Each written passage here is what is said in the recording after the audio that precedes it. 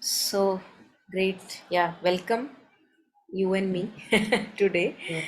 So we'll Right. start with our Bodhisattva vows just to refresh them in our memory Yes. via we walking the path.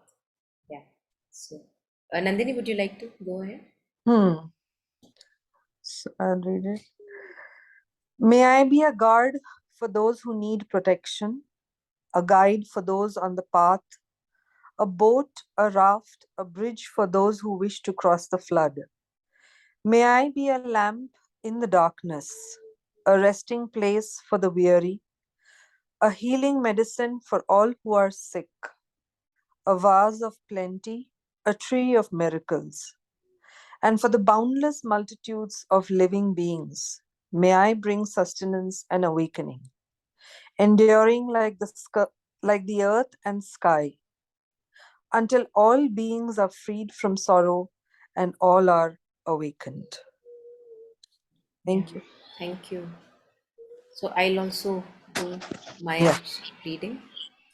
May I be a guard for those who need protection, a guide for those on the path, a boat, a raft, a bridge for those who wish to cross the flood. May I be a lamp in the darkness, a resting place for the weary, a healing medicine for all who are sick, a vase of plenty, a tree of miracles, and for the boundless multitudes of living beings.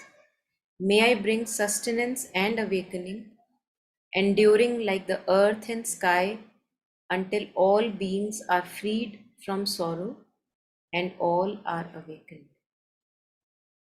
So Sham is also joined in. Sham, would you like to read the Yeah, voice? certainly. Yeah. May I be a guard for those who need protection, a guide for those on the path, a boat, a raft, a bridge for those who wish to cross the flood. May I be a lamp in the darkness, a resting place for the weary, a healing medicine for all who are sick, a vase of plenty, a tree of miracles, and for the boundless multitudes of living beings.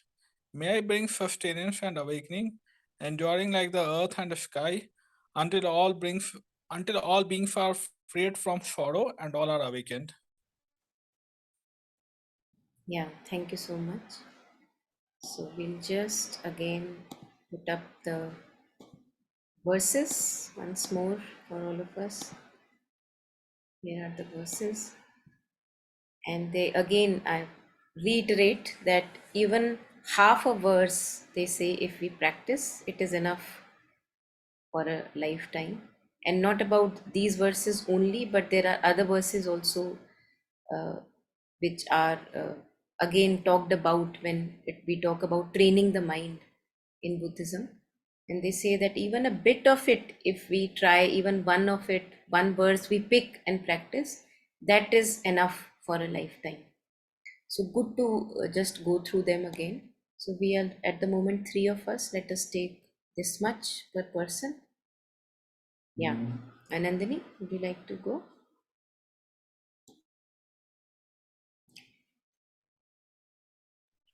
Yes. Yeah. The supreme understanding is to realize the meaning of selflessness. You want me to read the whole thing? Yeah, the highlighted part. Okay. So, the supreme spiritual discipline is to tame one's own mind.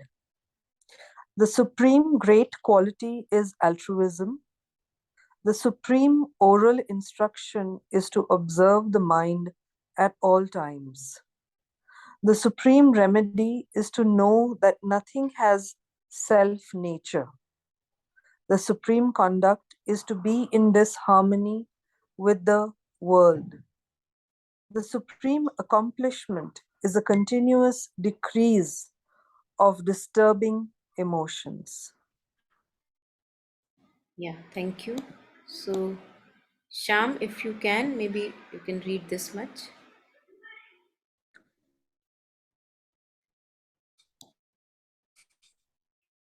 The supreme sign of accomplishment is a continuous degree of wishes and wants. The supreme generosity is non attachment. The supreme ethical conduct is to pacify one's mind. The supreme patience is to take the lowest place. The supreme effort is letting go of activity. The supreme concentration is not altering the mind. The supreme wisdom is to not grasp onto anything as the self. Yeah, thank you so much. I'll read the last part. The supreme spiritual teacher is the one who exposes our hidden flaws, and the supreme instruction is the one that helps us to strike at those flaws. So these are the two verses which we are going to take up today, verse 15 and 16. The supreme spiritual teacher is the one who exposes our hidden flaws, and the supreme instruction is the one that helps us to strike at those flaws. The supreme companions are mindfulness and alertness. The supreme inspiration is enemies, hindrances, disease, and suffering. The supreme method is to be natural. The supreme way of benefiting is to help others enter the dharma, and the supreme benefit is a mind that turns towards the dharma. So we are going to take up these two verses which are sticking together. First, the spiritual teacher is the one who exposes, who tells about our weaknesses and things which have to be perfected. And the instruction, which may be coming from the teacher itself, is the one that helps us to strike at those flaws. So, first, knowing that I have imperfections, I have things that I need to work upon. Any person or a teacher who exposes those things for me, to be grateful for that. As Kabirji shares, Nindak niyare rakhiye, Angan kuti chhawaye, bin sabun pani bina, nirmal kare suhaye. So Kabirji says that keep your critics very close to you, people who are critical to you. And we will see that that's why maybe one of the reasons in our family itself we have people very close to us who are very critical of us, and it's for a reason, that so that our uglinesses, our imperfections, if they keep telling us, then they can be perfected. While on the other hand, there are friends that we have, they love us in the best part, and they would not bother much with how many imperfections I have. So they would say, okay, everybody has imperfections, my friend also has imperfections, how does it matter? So they may not point at those imperfections, or we may have spiritual friends who may help us with that pointing out, but it's very rare again to find such a spiritual friend. So then we bank upon the teacher, and that can be any teacher, it can be any person we meet throughout the day, who suddenly says something which, when I look at it, I say, oh, there is a part of truth in what he is sharing. His tone may be abusive, his tone may be insulting, that's another thing. If we disregard the tone, we will see that there is some point of truth in the person who is showing us that fault. And if somebody, or that spiritual teacher, or maybe at times that person himself or herself, can help us to strike at those flaws, so first showing the ugliness or weakness or imperfection, and then if we are receptive to work upon it, we are also shown, okay, this is the way you can work upon it. So that's the supreme instruction, because our journey, human journey, is towards more and more perfection and beauty and harmony within ourselves. So if I always keep on defending my faults and flaws, then I can't walk this journey further.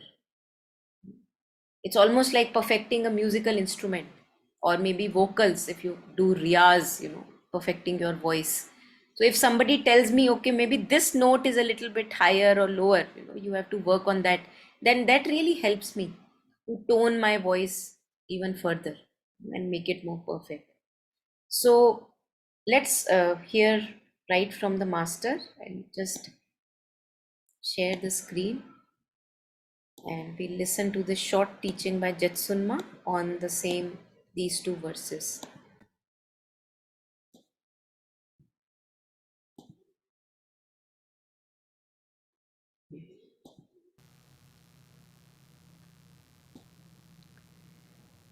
The supreme spiritual teacher is the one who exposes our hidden flaws. And the supreme instruction is the one that helps us to strike at those flaws. So that is rather like Swamiji was talking about yesterday on the question about truth. That truth should be kind, but kind does not always mean pleasant. That's very, very, very true, especially in the guru-student relationship. Any guru who only says to you what you want to hear is not a true guru. It doesn't help. It's like in yoga. If you have a yoga teacher who is only praising your asanas even when you're doing it wrong, what kind of teacher is that? You want a teacher to say, no, don't keep your legs like that, hold them straight and put them together, not flopping all over the place. You know, what are you doing here? Come on, you didn't listen to me. Put them together, straight.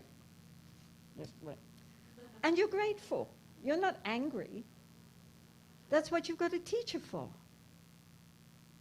A teacher is not only to show us the right way to do something, but to point out when we're doing it wrong. That's why we have confidence. That's why we trust. Because we genuinely believe that the guru or the teacher understands us better than we understand ourselves. Otherwise, how can they direct us? How can they be a guide? So therefore, we welcome, or we should welcome, criticism. And the fact that they are able to see our flaws. And that those teachings and direction which they give will help us to compensate for those flaws. It's obvious. Any kind of instruction which is merely praising you up and making your ego float is pretty useless. Of course, we all need encouragement. But nonetheless, more important than just encouraging us is to show us how to do things better, where we've gone wrong, in any skill. I mean, if you're learning to play an instrument, if you're learning sport, if you're learning, as I say, anything, the instructor is there to help us to see our faults and show us how to correct them. Otherwise, it would not be a good instructor. I mean, that's obvious. So some teachers do this in a very kind and mild manner. Some teachers do this in a very ferocious manner, depending on the teacher, depending on the student, depending on what will be most helpful. But we should certainly welcome, even, and not just from a teacher, guru sitting on the throne, but from anyone, actually. When we receive criticism, our first reaction should not be to become defensive, but to ask ourselves, is what they are saying true? If they are pointing out to us some hidden fault, then we should be grateful. Thank you. I never noticed that. Now, yes, right, okay. And if with honest self-introspection we don't see that actually that is a fault, or that sometimes people project their own inadequacies onto others, then we can say, no, that's, I have many faults, but that doesn't happen to be one of them. And just let it go.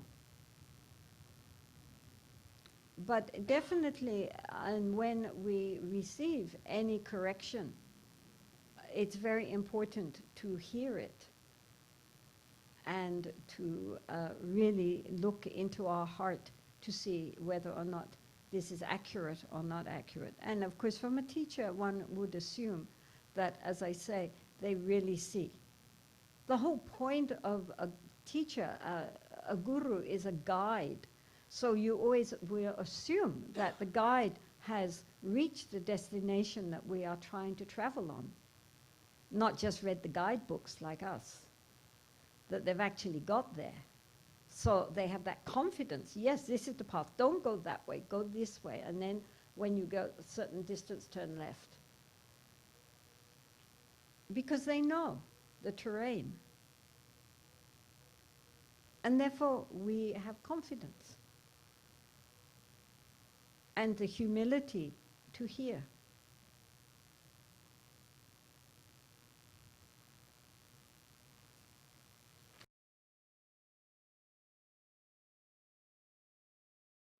Let us take a pause here, and if one has any reflections, feel free to share.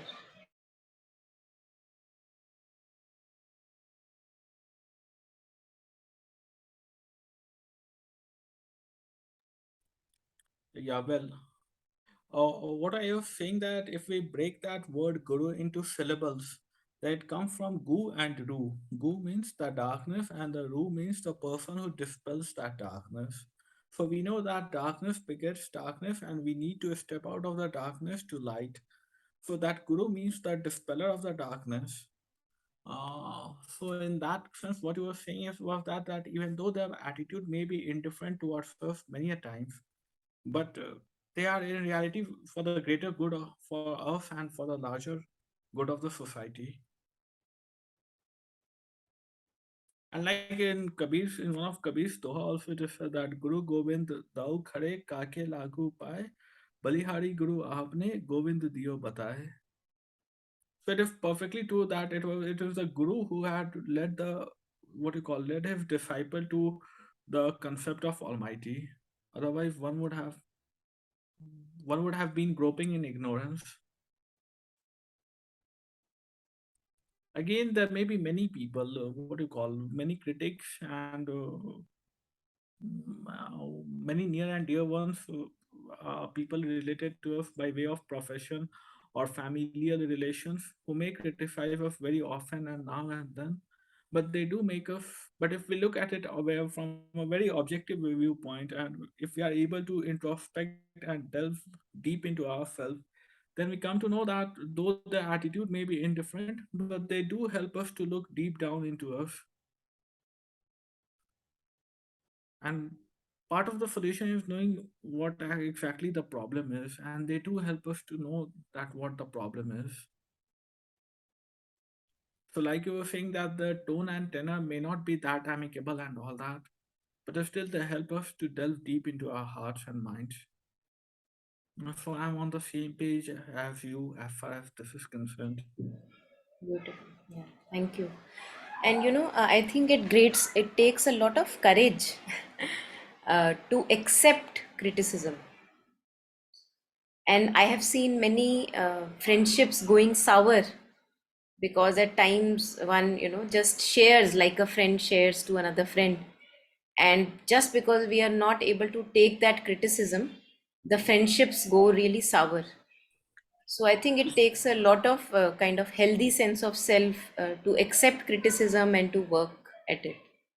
And one must cultivate this kind of a healthy sense of self that, I am really okay. And being okay, being content with myself, I can just travel on this path of moving towards more and more perfection. So it takes a lot of courage and humility, as Jetsunma was sharing. It takes a lot of humility and courage to accept the valid faults and to work upon them. And I think one has to cultivate it because most of us come from a very wounded kind of self, We don't have a very healthy sense of self because of our distorted conditioning. uh, we are ignorant, parents do their best in whatever capacity they can, and yet there are so many wounds that happen throughout the childhood. So we develop this sense of self which is not very healthy sense of self. So the moment somebody talks about my weaknesses, I'm not able to take it. So I will stop talking to that person, for a long time, because he or she said something which I just can't take it. So I think one also needs, I feel the need of love here, a true love, and that there is a want, intention of benefiting the other person rather than just only criticizing. And very beautiful to have such relationships or friendships, spiritual friendships, where we can talk about each other's, you know uh, imperfections, and we can work together, that you tell your friend, okay, stop me when I do that. And he or she stops you, so that you can work on it. And then she or he tells you that you point me out when I do something wrong, and then you work at it. So I think it's beautiful to have such nurturing relationships rather than just having relationships which just are a boost for the ego, like langotia yaar and good for nothing actually. Yeah. So yeah, anything else at this? No, what you said, I think Monica is right. So the even if you sometimes criticism with the best of intentions, when given, yeah, is a much more easier to sort of be receptive about it, right? But in your day-to-day interaction, sometimes the best of intentions, uh, it is more in terms of a judgment that the criticism comes out, right? And it can sometimes, like I also sometimes find, no, so out of habit, like, oh, ye kaam theek se nahi kiya. So, and then to realize that yes, you have pointed it out, but maybe, yeah, it's a, you know fine tune it, or sort of, work on that, because you're also, yeah, you're also probably struggling on some things, so that, yeah, I think over it comes with uh, some experience also. Of course, some people have it, it's a natural bent of this thing. But yeah, because we are so conditioned, right? Performance, work, uh, constantly upgrading your whatever that we have to do.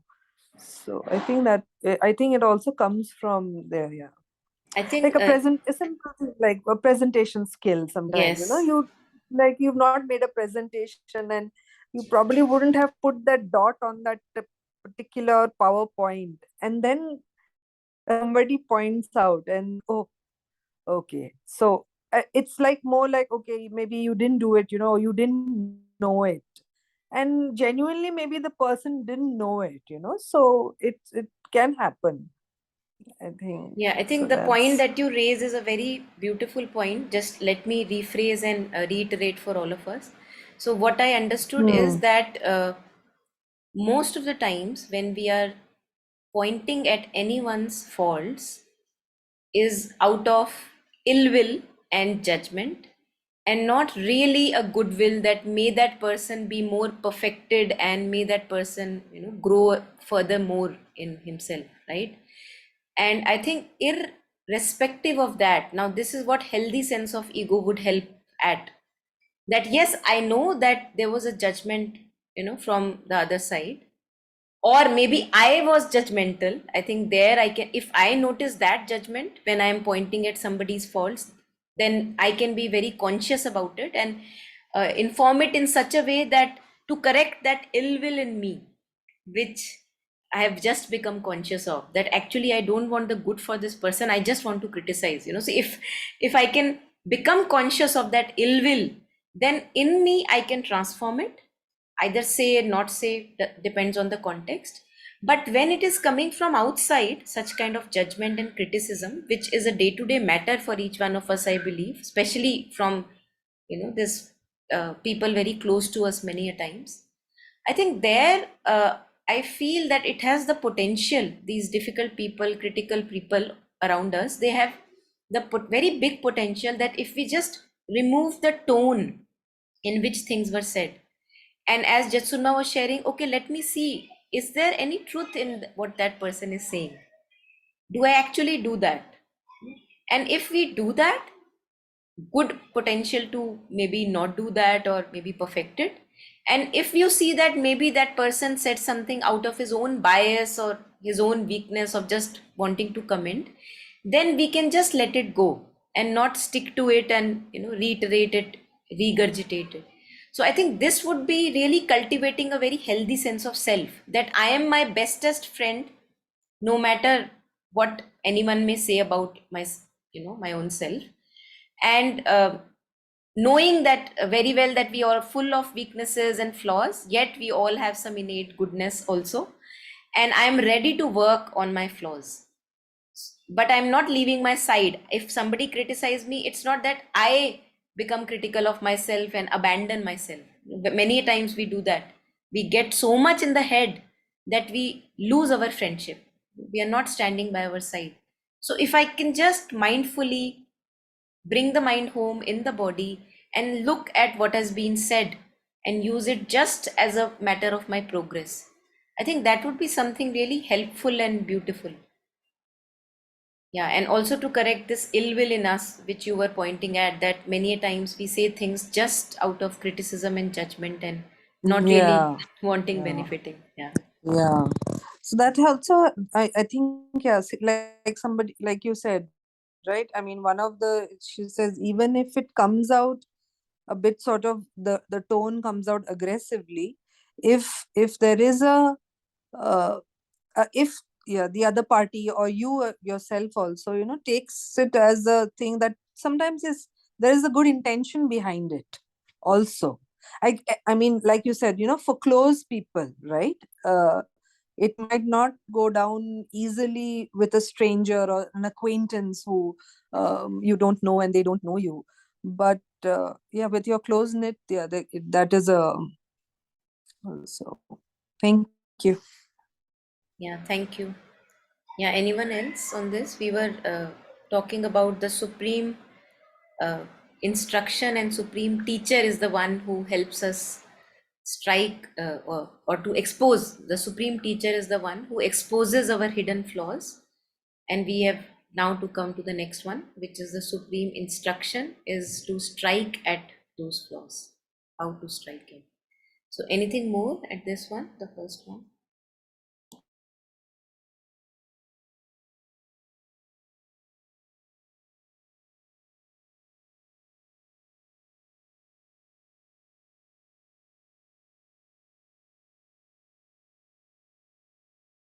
Yeah, we are going to go to the next half now.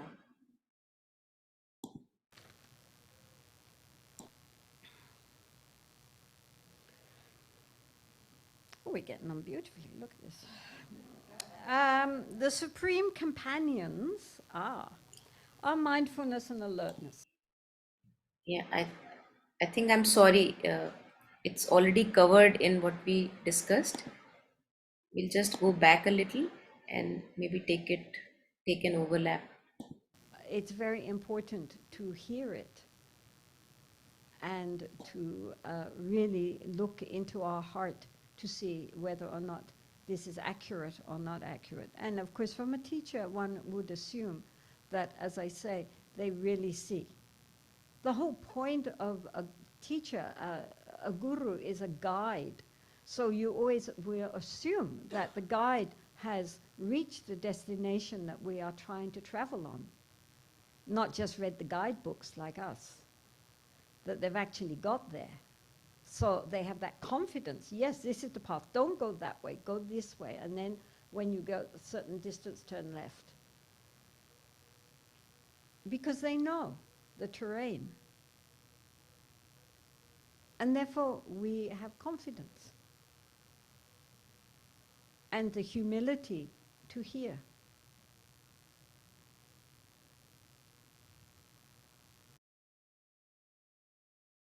Yeah, so I think these two verses end here. At least this much is the teaching by Jetsunma. There may be more teachings by other teachers. One has to just find out. And I would not recommend taking up another verse, which is a longer one and would take more time. And just on this, it was coming to me that how beautiful if the whole of life movement, if the whole of universe, all the happenings in life, if all those happenings can become my teacher, knowing that whatever is arising in my life at the present moment, it is there for me to learn a lesson. So no matter my gurus may keep on changing, my masters may keep on changing, because nowadays we are living in a world which is a fast moving world. It's not like the earlier times where used to be just one guru and a very long relationship with one guru. So we may have many gurus. Some of them may not be physically present even, and that's how we are at the time, at this moment. So what about just taking, and I'm sure most of us may be using all of life movements as just an opportunity to grow, knowing that the universe or the life happenings are for me, they are not against me. So whatever is happening in my life right now, what can I learn from this? What are my weaknesses that are getting exposed through these happenings? And when I become conscious of those weaknesses and faults, can I now let them go and move on to a brighter and higher self? So if something exposes my selfishness, I become conscious of my selfishness and I see, oh, this is how I behave in such and such situation, and I don't want to do that again and again repeatedly. So you learn, each experience becomes very fuller and richer. In one day you can have so many of such experiences, if you become, if we begin to live life such consciously that each moment of our life is noticed, is recognized, and becomes a teacher for myself. Knowing that the universe doesn't want to harm me. So even if it's a difficult experience, what is the universe trying to tell me through that experience? Can I learn that? Can I dig it out for myself? So I think then we develop such a beautiful intimacy with our own self, that whether we have at at that time friends, no friends, masters, no masters, doesn't matter. Just this whole movement of life I'm making use of. So to have that, in Vedas they use the word Agni Dev, the fire of aspiration, that can I progress through each and every movement and moment in my life? How beautiful would that be? No matter wherever I am, I may be in the worst of situations or the beautiful of my situations, doesn't matter. The only main focus is, okay, let me learn, let me grow, let me progress, expand. I think then nothing can stop us. As Kabirji also says, Ram mile thane kaun hatke. So the one who stays very close to truth, and progress is truth, progress is divinity, perfection is divinity, as Mother says. Nobody can stop him. Kabirji says, Ram mile thane kaun hatke.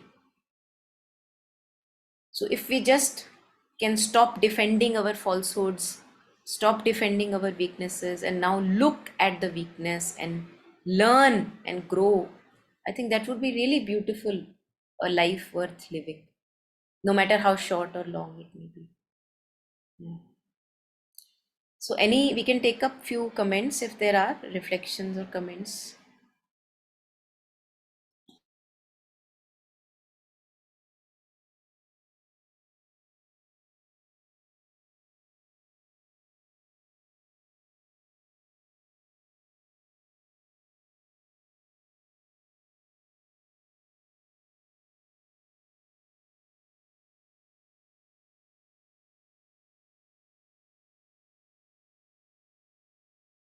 All right. So I feel that maybe there is no reflection at the moment. So let us go with these two verses for today, tonight. And I think good enough for our reflection and insights. And it's okay to have a short session. I don't mind it at all. But thank you so much, Nandini and Sham, for joining in the Can you repeat that doha that you spoke in that you Thank you. put it in the very beginning? in the beginning. Can Yeah. you remind me? What did I say? Of something that Kabir ji's doha something Oh pertaining to yeah, yeah, guru and Nindak. all that. I Yeah, actually, yeah. yeah, I told this one. Nindak niyare rakhiye, आंगन कुटी छवाए, बिन पानी साबुन बिना, निर्मल करे सुहाए. So he says, keep the ones who criticize you very, very close to you. Nindak niyare, keep them near to you. नियरे रखिए. Got it. आंगन आंगन कुटी छवाई. सो अपने इतना क्लोज रखो कि आपके आंगन के अंदर हो, आपकी कुटी के आंगन में. Got it. That I got it. Huh. या बिन पानी साबुन बिना निर्मल करे सुहाए. Without soap and water, you can't cleanse your body. Yes, yes. So that's how people who criticize, they will clean us without the need of soap and water. So Yeah, yeah, yeah. Please share it in the group. yeah, I'll do that. Yes, I'll share it. Thank you. Great. Then happy practice, everyone. And yeah, Thank good you. night. Bye bye. Bye, Nandini. Bye, Shan.